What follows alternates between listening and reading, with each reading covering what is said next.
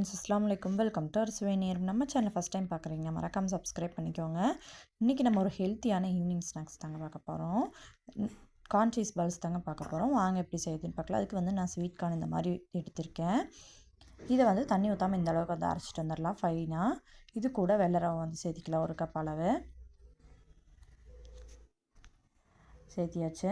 இது கூட பொரியாக நறுக்கின வெங்காயம், துருவின கேரட், ஓரியான சில்லி ஃப்ளேக்ஸ் வந்து ஒரு ஸ்பூன் சேர்த்திக்கோங்க.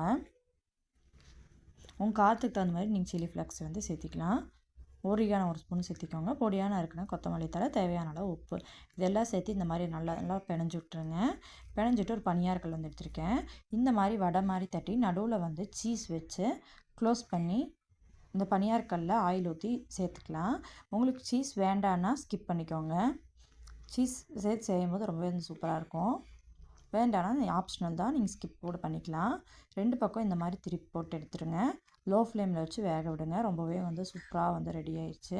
நீங்களும் செஞ்சு பார்த்துட்டு எப்படி இருந்துச்சுன்னு சொல்லுங்கள். உங்கள் குட்டீஸ்க்கு நீங்களும் இந்த மாதிரி செஞ்சு கொடுத்து என்ஜாய் பண்ணுங்கள். மறக்காமல் உங்கள் ரிவ்யூவை எனக்கு கண்டிப்பாக வந்து ஷேர் பண்ணுங்கள். தேங்க்ஸ் ஃபார் வாட்சிங்.